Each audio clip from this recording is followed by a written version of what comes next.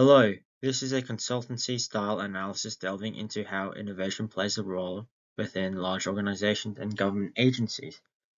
This analysis is based on an interview conducted with Jeff Young, a consultant at Kinetic and a lieutenant colonel in the Australian Army Reserves. The topics discussed with Lieutenant Colonel Young explores how innovation and entrepreneurship operates within highly structured environments, while identifying limitations, practices, and recommendations for improvement. Purpose of this analysis is to evaluate innovation within an organization through an interview with Mr. Jeff Young, a consultant for Kinetic, a defense technology and engineering company, and Mr. Young is a lieutenant colonel in the Australian Army Reserves. Mr. Young has experience in structured, high accountability environments. Mr. Young highlights key barriers to innovation, how innovation is managed, and presents recommendations. He suggests that innovation in this field is shaped by hierarchy, limited resources, and formal decision-making processes. Dealing with large organizations such as Kinetic presents issues for innovation. Large organizations are usually limited by budget, government oversight, and strict accountability standards. As stated in the interview, decision-making follows the chain of command, where the high rankings have the final say. Furthermore, stakeholders including government bodies, military high-ranking, and external contractors influence decision-making and innovation. These complications can slow down entrepreneurship and limit flexibility. In addition, research shows that such constraints are key barriers to innovation in the public sector. There were three key findings observed in the interview: budget, risk aversion/hierarchy, and stakeholders. Firstly, budget. Budget constraints were the biggest barrier Mr. Young highlighted, where strong ideas do not come to fruition because budget went elsewhere. Secondly, risk aversion and hierarchy. We have seen this time and time again of organizations love to play it safe, such as Apple in the 2020s, opposed to when Apple were in the early 2000s, where they loved to take risks when Steve Jobs was still leading innovation at Apple, instead of taking big risks, where the high ranking does not want to take such risks.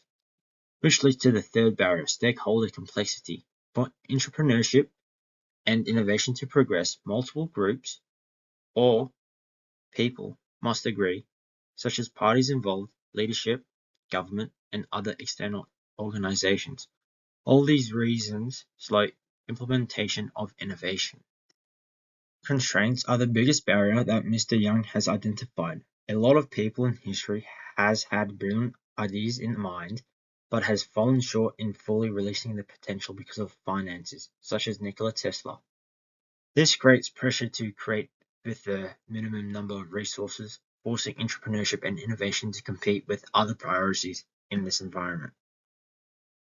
Risk aversion and hierarchy were additional barriers. Mr. Young added by saying defense is a very cautious organization. Objectives in defense are taken through cautiously and must be approved by the high ranking before proceeding. This slows innovation by prioritizing risk reduction over experimentation.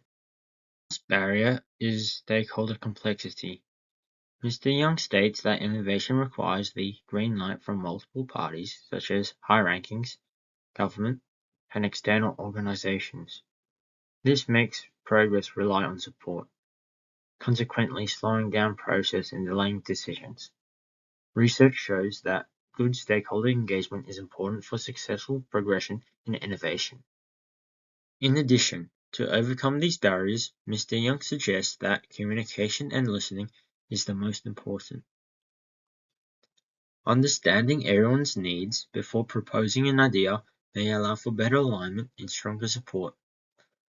Also, being clear and concise will help get approval from everyone. Taking small steps rather than large steps will help gain trust within an environment that's accustomed to slow and steady. These strategies will help entrepreneurship within large organizations, not only with ideas, but how effective these are communicated. Based on the findings, several things can be recommended to improve entrepreneurship and innovation within large organizations. Firstly, communication amongst everyone within the rankings should be the utmost important. Secondly, organizations should encourage small, low-risk innovation trials, allowing everyone to assimilate the innovation that is happening, then slowly integrate it into the company or organization. Lastly, stakeholders getting along should happen early within the process, ensuring all parties are listening and engaged to reduce setbacks, delays, disagreements, and resistance. These recommendations are easy and practical, directly addressing the barriers identified in the interview. Conclusion: Entrepreneurship and innovation within larger organizations are limited by key barriers such as budget, risk-taking, and stakeholders. These factors slow implementation of new ideas and reduce flexibility of keeping an open mind. However, as heard in the interview, prioritizing communication, stakeholder alignment, and small steps may increase the chances of more successful entrepreneurship and innovation. For long-term sustainability and success, organizations must balance structure and accountability with adaptability, while keeping an open mind. This allows entrepreneurship and innovation to continue while in a structured environment.